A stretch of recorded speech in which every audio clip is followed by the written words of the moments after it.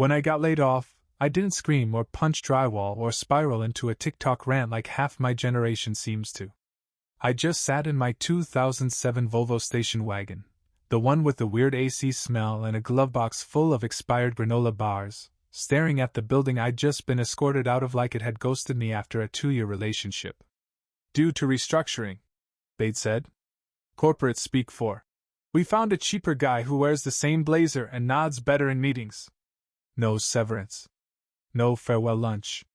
Just a white cardboard box, an awkward pat on the back from Brenda in HR, and the world's most indifferent security guard named Kenny who couldn't remember my name but definitely enjoyed swiping my badge. The box sat in the passenger seat like it was judging me. A sad little collection of my career, 2 notebooks, a half-dead succulent named Martin, and a novelty mug that read, Control plus Alt plus Del my soul. The handle had cracked months ago, but I kept using it like a warning sign. I stared out at the parking lot, which was mostly empty except for a rogue shopping cart and a pigeon aggressively bullying a stale fry. It was a weirdly poetic backdrop to my professional collapse. Then, like an idiot, I did what any desperate, mildly panicked adult man would do. I called my mother. Trevor? She answered, suspicious from the first syllable. What's wrong now? Now. Like I made a hobby of flopping dramatically into personal disaster. Like I'd called her last week saying, Hi, Mom. Just impaled myself with my own self-esteem. Any gauze at your place? I tried to stay calm. I lost my job. Layoffs. Whole division gone. She didn't say anything at first. Just the faint sound of a spoon clinking against ceramic. Oatmeal, probably. Or chia sludge. Something painfully on brand for someone who recently joined a group called Manifesting Midlife Clarity. Finally. Oh dear. That's unfortunate. Unfortunate. Like I'd misplaced a library book. Not like I'd just watched my financial life get tossed into a blender with my self-worth. I inhaled. I was hoping maybe I could stay with you for a couple weeks. Just to regroup. Get back on my feet.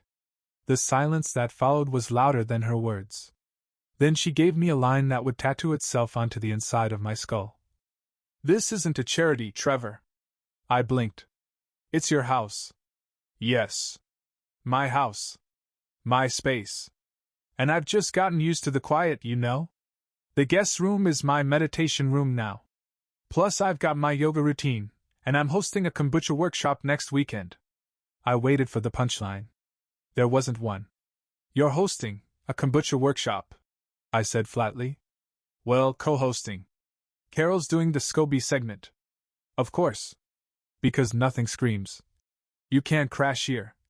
Like a bacteria fermenting presentation. I forced a laugh. Right. Wouldn't want to disrupt the Scobie schedule. I just think, she continued, this might be the push you need. To really take control of your life. Pull yourself up, you know? I gritted my teeth. Yeah. Like a bootstrap situation. Exactly. She chirped, like I just won a prize on a game show called Parental Disappointment, Deluxe Edition. You're resourceful. You'll figure it out. Then she added, with all the maternal love of a vending machine spitting out the wrong snack. And maybe don't tell your Aunt Diane. You know how she talks. She hung up before I could even respond. I stared at my phone like it had just mugged me. I wasn't asking for a mansion. I wasn't asking for bail. I was just asking for a pillow and a roof. For someone to treat me like their kid again, even for a minute. But apparently, all I was doing was disrupting her pursuit of enlightenment, and her damn kombucha. Fine. Not a charity? Cool. Guess I'd have to get back on my feet somewhere else. But if she thought that was the end of the story? She had no idea what was coming next. The next 2 weeks were what I now refer to as the scramble era. It involved sleeping in the back of my Volvo, showering at a 24-hour gym I technically wasn't a member of, and eating peanut butter out of the jar like it was a Michelin star delicacy. I applied for 47 jobs in 5 days. I didn't even filter by industry. 1 minute I was writing a cover letter for a junior UX role, the next I was pitching myself to a pet crematorium as a passionate people person who also likes dogs. It was chaos. One application asked if I had experience operating a forklift.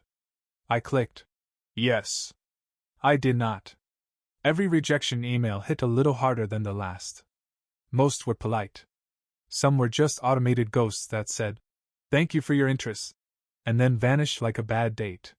One company emailed me to say they went with a candidate who radiated more aligned enthusiasm. What does that even mean? Was I supposed to submit my resume in a candlelit jar with moon water? Every night, I parked my car in a residential area, cracked the window just enough to breathe but not enough to let bugs in, and tried not to think about the fact that my own mother had more compassion for bacteria in her kombucha than her unemployed son. One morning, I woke up to find a parking ticket tucked under my wiper blade. $58 for overnight parking in a non-designated area. I stared at the paper like it was a personal insult from the universe. That was the moment I snapped. Not in a scary, newsworthy way. Just in the quiet, determined way that makes you go, "All right. Enough. Let's make something happen." I walked to a diner around the corner. Not because I had money to burn, I didn't, but because it had free Wi-Fi and coffee refills that bordered on illegal. The waitress, Connie, was maybe 70, wore orthopedic shoes and zero patience. "You ordering food or just using the booth like a library?" she asked. "I'll take the cheapest thing on the menu," I said. She grunted. "That's the toast. Comes with 2 slices. Butter's extra. Living large," I said, and handed over my last 5. By some miracle, that was the day I saw it. Buried at the bottom of a job board. Apprentice property tech hands-on. Light carpentry. No experience required. Normally I'd scroll right past it. But desperate people do weird things. Like nodding earnestly at job descriptions that involve power tools when the most DIY experience you have is assembling an IKEA chair, badly. I clicked apply. No cover letter. No resume edits. Just raw, slightly toasty panic. 2 hours later my phone buzzed. Unknown number. "Trevor Hughes?" a voice said. Deep. Calm. The kind of voice that probably knew how to rewire a fuse box without electrocuting itself. "Yeah? This is Ron Beckett. I own Beckett Home Services. You applied for the apprentice spot." I almost choked on my toast. "Yes. Absolutely yes. Still interested. You available this week?" "Available?" I glanced around at my mobile studio apartment, Reed car. "I'm available yesterday." There was a pause. Then, "Come by tomorrow at 7 a.m., bring boots." And just like that, I had a job. No cubicle. No startup energy. No ping-pong tables or Slack channels filled with gifs of Ryan Gosling nodding. Just boots, tools, and a guy named Ron. It wasn't glamorous. But it was a beginning. And beginnings, as I was about to learn, are dangerous things to underestimate. Ron Beckett was the kind of guy who looked like he'd been born holding a wrench and fixing a transmission. He barely spoke, never smiled unless someone fell off a ladder, even then, just a smirk, and believed caffeine was for the weak. Every morning, he drank black coffee that smelled like scorched earth and menthol gum, then barked instructions like, "That needs to be stairs," or, "Don't die today." The first week under him was humbling. I learned that my tech degree softened hands were not built for manual labor. I got my first blister 20 minutes into holding a hammer, and my second from trying to Google how to treat the first. Every night, I collapsed in the back of my car, sweating sawdust and existential dread. But for the first time in weeks, I wasn't spiraling. I wasn't crying into job rejection emails or wondering if my LinkedIn headline sounded desperate. I was learning something real. Something I could feel in my spine and shoulders and knees. It was ugly, exhausting, and totally unfamiliar. And I loved it. There was no fake enthusiasm here. No startup buzzwords. No morning meetings where you had to pretend a PowerPoint about growth funnels changed your life. Just wood, nails, noise, and results. I installed my first door solo on a Tuesday. Ron watched without saying a word, then handed me a bottle of warm Gatorade and muttered, "Didn't screw it up." Coming from him? That was a standing ovation. My hands stopped blistering and started callousing. I carried a measuring tape everywhere like I'd been born with it on my belt. I even started sleeping with less tension, which is a huge deal when your mattress is a folded hoodie and a yoga mat in the back seat of a Volvo. 3 weeks in, Ron handed me a clipboard with an address and said, "You're leading this one." My eyebrows shot up. "Me? You're not completely useless anymore," he grunted. "Call it a promotion." I looked down at the clipboard and froze. The address? 314 Brookstone Lane. I read it again. My heart dropped into my boots. Because 316 Brookstone Lane, the house right next door, belonged to none other than Deborah Hughes. My kombucha-sipping, yoga-mat-hoarding mother. "You good?" Ron asked. "Yeah," I said slowly. "Just surprised." "You allergic to the neighborhood or something?" "No," I muttered. "Just emotionally scarred by it." He shrugged. "Well, don't bleed on the drywall. The place is a wreck." That was putting it mildly. I drove up the next morning at 6:42 a.m., trying not to hyperventilate. There it was. 314 Brookstone. Chipped siding. A downspout held on with duct tape. A lawn that looked like it had been growing wild since the Bush administration. And next door, as expected, my mother's house stood in Pinterest-perfect condition. Rose bushes in formation. Wind chimes. A porch sign that read, "Gratitude lives here," which felt increasingly ironic. I stepped out, tried not to overthink it, and hauled my toolbox inside. But not before glancing at her living room window, just for a second. I knew she saw me. Or would. I didn't need confirmation. The work was brutal. The kitchen had mold. The bathroom tiles were held together by prayer. I gutted cabinets with the kind of vengeance you can only summon from years of suppressed rage and unsent therapy texts. And still, it felt good. Better than good. Because here I was, doing something useful, steps from the person who once said, "This isn't a charity." Now I was the one with a clipboard. And she was about to get the show of her life. By week 2 of working at 314 Brookstone, the neighborhood had officially taken notice. It started with long glances from the dog walkers. Then came the drive-bys, slow rolls from minivans whose drivers suddenly discovered their turn signals didn't work while they stared at me hauling lumber across the front lawn like I was in a home renovation show no one asked for. And then came the real fun, Diane. 65 years old. A retired schoolteacher with a titanium hip and a telescope-grade pair of binoculars. She lived across the street and knew everything before it happened. If a raccoon blinked on your roof, Diane was texting someone about it. She waddled over one morning while I was ripping out flooring, hands on hips, eyes narrowed. "You fixing this place up?" I wiped my forehead. "Unless someone else has been stealing my tools and doing it secretly overnight." She snorted. "Not bad work for a kid. What are you, 25? 29. Still a kid.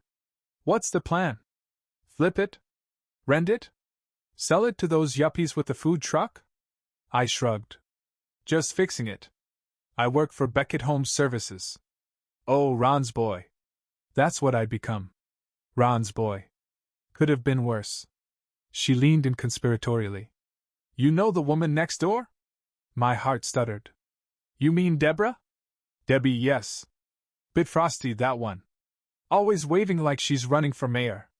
I bit my tongue so hard I nearly chipped a molar. "She's been watching you, you know," Diane added. "Has she?" "Came out on her porch yesterday, pretending to water the same plant for 20 minutes. That fern's been dead since Easter." Of course she was watching. Of course she knew. The idea that I, her jobless, rejected son, was now swinging a hammer one property line away from her rose bushes was probably giving her full-body hives. But the best part. That wasn't even the twist. That came 2 days later when Ron showed up at noon with a Diet Coke and a sealed manila envelope. "What's this?" I asked. "Official docs," he said, leaning against the frame like he did this sort of thing all the time. I opened the envelope. Inside, a copy of the property deed, and a listing sheet. The house was for sale. Privately. Ron handed me the price scribbled on a post-it. It was low. Not. Steal it for parts. Low, but lower than it should have been. "I know the owners," he said. Divorce. Nasty. They just want it gone. I looked up. You're offering me, what, first dibs? He shrugged. You've been busting your ass. You're here. You know the house now better than anyone.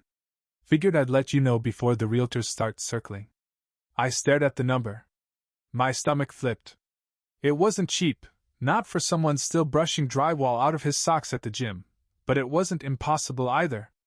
Especially not with the savings I'd scraped together before getting laid off, and the steady paychecks from Ron now rolling in. You think I could pull this off? I asked quietly. Ron looked me in the eye. You're not the same guy who walked in asking how to hold a hammer. If you want it, go get it. That night, I didn't sleep in my car. I didn't sleep at all. I lay in the front room of the fixer-upper I was currently renovating, and possibly buying, staring at the ceiling, imagining what it would look like painted, furnished, and lived in. Mine. And if I bought it, that would make me my mother's neighbor. The sale closed on a Thursday. Just like that, I was a homeowner. A homeowner. With mortgage paperwork, utility bills, and the sacred duty of learning how to reset a breaker panel without electrocuting myself. I didn't tell anyone. Not Ron. Not Diane. Definitely not Mom. I wanted her to see it. Not hear about it through Diane's binoculars or some gossipy HOA thread. I wanted her to open her front door one day and see me, not standing on her porch asking for help, but unloading a bed frame, a flat-pack dining table, and a life I'd built without her. So I waited. Got the keys. Signed everything. And scheduled the delivery. Saturday morning, 8:15 sharp, the moving truck rumbled down Brookstone Lane like a sleepy elephant on a mission. I wore a faded Beckett Home Services hoodie, jeans with fresh paint stains, and a smile that could have powered a small village. I didn't knock on her door. I didn't need to. She came outside by herself, lured by the sound of boxy chaos. Holding her usual green smoothie and wearing a linen cardigan like she was starring in a commercial for suburban stability. Her eyes locked on the truck. Then the house. Then me. I waved. Real casual. Like I'd just returned from Trader Joe's. Morning, I said. She blinked. What are you doing? Moving in. What do you mean moving in? I hoisted a box labeled kitchen from the back of the truck. Got a great deal. Place needed work, but lucky me, I know a guy. Trevor, she said, stepping forward. This is next door. Yup. She looked at the house like it had betrayed her. Why would you want to live here? I didn't answer right away. Instead, I set the box down and dusted off my hands. Then I looked her dead in the eye and said, because the commute's short. And the view's interesting. She opened her mouth. Closed it. Opened it again. Silence. You'd think I told her I bought a bunker in her crawl space. This is ridiculous. She muttered. You can't just, why didn't you tell me? Thought you didn't run a charity. I said, not smiling. Her jaw tightened. You don't have to be sarcastic, Trevor. Sarcasm's free. I said. Unlike your guest room. The furniture guys were unloading my couch, the one I'd found on Craigslist and covered with a blanket that didn't match anything but made me feel like I was winning. A second-hand lamp followed, then a plant I didn't know how to take care of but had bonded with during a checkout impulse. Every item they carried in was a little declaration, I'm still here.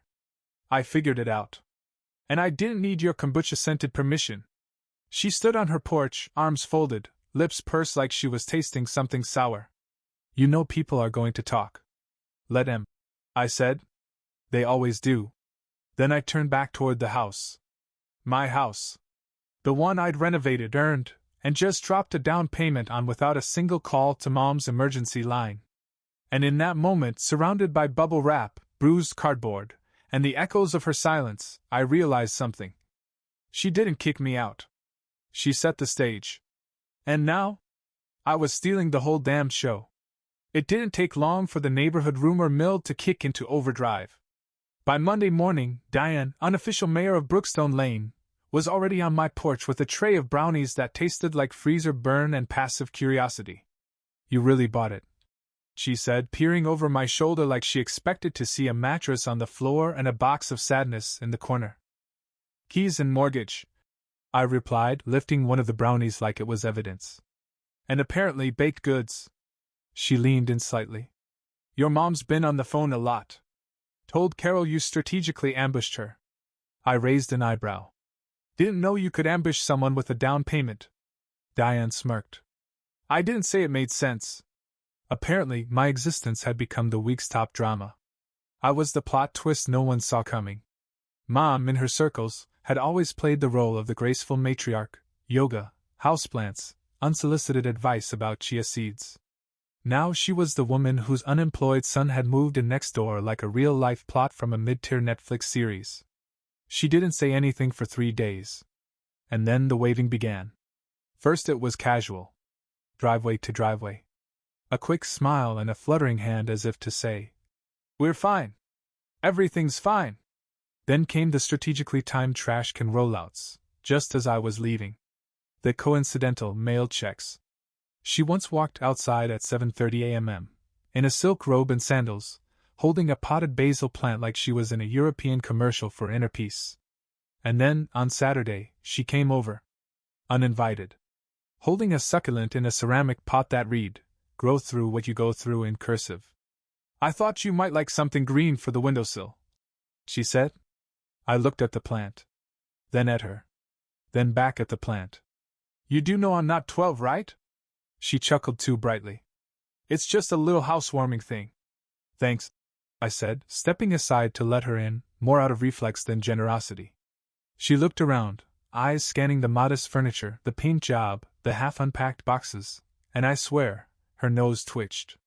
Like she wanted to approve but couldn't quite bring herself to admit I had made something functional. "You've really made it home," she said, touching a lamp like it might judge her. "Yep." There was an awkward silence. She cleared her throat. "Look, Trevor. I know things have been tense." I tilted my head. "Is that what we're calling it?" She gave me that classic Deborah Hughes pursed lip expression. The one that usually preceded a lecture or unsolicited career advice. "I'm just saying, maybe we should move forward." I leaned against the counter. "Sure. As long as you know I'm not moving back." That landed. She blinked. "I never meant to hurt you. You just meant to leave me outside your front door with nowhere to sleep. Totally different." She shifted. "You seemed like you needed to learn something. Turns out what I needed," I said, "was a chance. And a socket wrench. And Ron Beckett." Her smile cracked a little. "I'm proud of you, Trevor." That one almost worked. Almost. But it didn't erase the days I slept in a car. The sting of a phone call that ended with, "This isn't a charity." Or the weeks of silence that followed. So I smiled politely, took the plant, and said, "Thanks for the succulent." Then I opened the trash can lid behind me and dropped it in without breaking eye contact. She stared. I stared back. And then I closed the door. No yelling. No drama.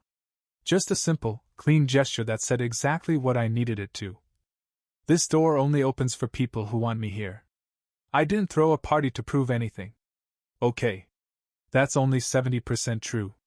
I threw a party to celebrate moving into my first home, yes. But I'd be lying if I said I didn't position the grill in the front yard specifically for line-of-sight visibility from my mother's living room. Just a casual, perfectly framed reminder that I hadn't just survived, I'd leveled up. With tongs. It was simple. Just a few friends, some folding chairs, and a Bluetooth speaker that barely survived the great beer spill of 2018. I borrowed a grill from Ron. Jamie from my old job brought drinks. Derek, my gym buddy, showed up with 20 hot dogs and absolutely no buns, then spent the rest of the day turning everything into an opportunity for karaoke. By 5 p.m., we had music playing, burgers sizzling, and the entire front lawn looking like a Home Depot-sponsored block party. And like an eclipse you can set your watch to, she arrived. My mother. Deborah Hughes. In a floral dress that screamed. I didn't know about this but came prepared anyway. Carrying a tray of vegan lemon squares like they were olive branches dusted in powdered sugar. The music dipped as she walked across the lawn. Conversation slowed. My friends turned politely, smiling. Some of them already knew the story. Others just assumed she was here for the vibes. Trevor, she said with that soft, "I'm not mad, I'm just pretending I'm supportive now" voice. "I brought something." She held out the tray like a sacrament. I didn't move to take it. "Didn't know you were coming," I said, straight-faced. "I live next door," she replied with a light laugh. "Hard to miss." That wasn't an answer. But I let it slide. Jamie, ever the peacekeeper, stepped forward and grabbed a lemon square. "These look great. Homemade? Family recipe," she said smoothly. I blinked. She hadn't baked anything for me since middle school. That family recipe probably came from Pinterest or a box labeled organic-ish. She looked around. "This is lovely. I didn't know you had so many friends." I caught the edge in that comment.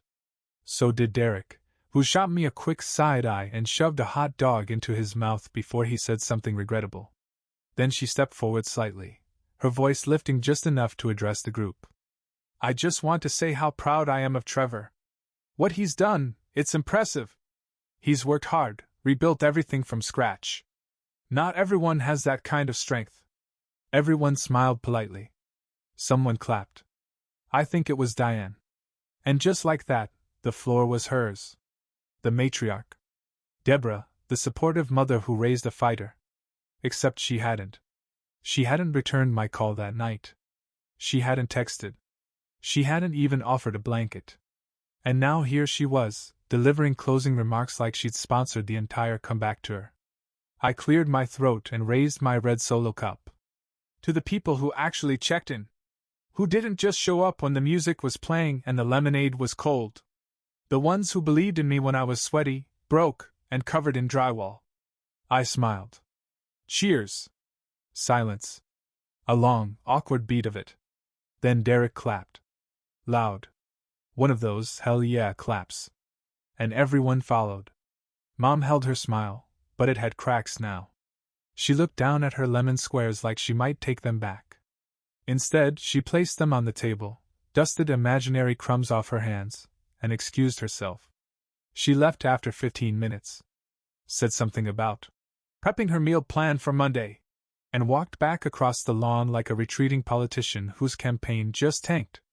We turned the music back up. Someone tossed me a S. Morey's kit. Jamie asked if I was okay. I said, "Better than ever." And for the first time, I meant it. Because she could show up with desserts, or speeches, or public approval. But she couldn't rewrite what had already happened. And she couldn't touch what I'd built without her. A week after the barbecue, I got a letter. Not an email. Not a text. A real, stamped, cursive on the envelope letter. From my mother. It was left on my doorstep, right on top of the welcome mat I'd bought from Target. The one that said, "No weird vibes, please." I stood there for a second, just staring at it. Then I took it inside, made myself coffee, and opened it. Inside was one paragraph. "I know things between us haven't been perfect. I still don't agree with how you've handled everything, but I respect that you've made your own way. I hope, eventually, we can talk about all this. Mom." That was it. No apology. No. "I'm sorry for leaving you in your car." No. I should have been there. Just, eventually. Eventually. The kind of word people use when they still want to control the timing. When they haven't quite realized they already missed the moment. I put the letter down and looked around my living room. The walls were still half painted. My couch had a spring that made a weird noise when you sat too hard on the left side. I hadn't figured out how to fix the leaky faucet yet. But it was mine. Every imperfection. Every corner I'd patched. Every creaky floorboard that reminded me of how far I'd come from sleeping in the back of a Volvo with a hoodie as a pillow and a resume full of regrets. I didn't write her back. Not because I hated her. I didn't. I just didn't need to anymore. I saw her a few days later. She was watering plants on the porch. Avoiding eye contact, but definitely aware I was standing by the fence, sipping coffee and watching the sun light up the east side of the street. She glanced up. I nodded. She nodded back. That was enough. Sometimes healing doesn't sound like "I'm sorry." Sometimes it sounds like the rustle of moving boxes, the clink of tools in a belt, or the muffled music of a barbecue playlist echoing across a lawn. Sometimes it's just silence. Earned, peaceful silence. Later that week, Ron stopped by. He looked around the place, gave a single approving nod, and said, "Well, damn. You live here now." I smiled. "I do." He handed me a small envelope. Inside was a business card, black and white, minimal design. My name. Under it, Project Lead. Beckett Services. "You've earned it," he said. "Clients like you. You get it now." I looked at the card for a long time. Not because of the title. Because for once someone saw me and gave me the thing I'd spent years begging for. A real shot. Not pity. Not permission. Just belief. Later that night I stood on my porch. Same one I helped rebuild. Wind chimes from Mom's porch rang faintly in the distance. I sipped from my chipped mug, not the Control Plus Alt Plus Del one. A new one. This one read, "Property of the guy who figured it out anyway." I smiled. And for once, I didn't look next door.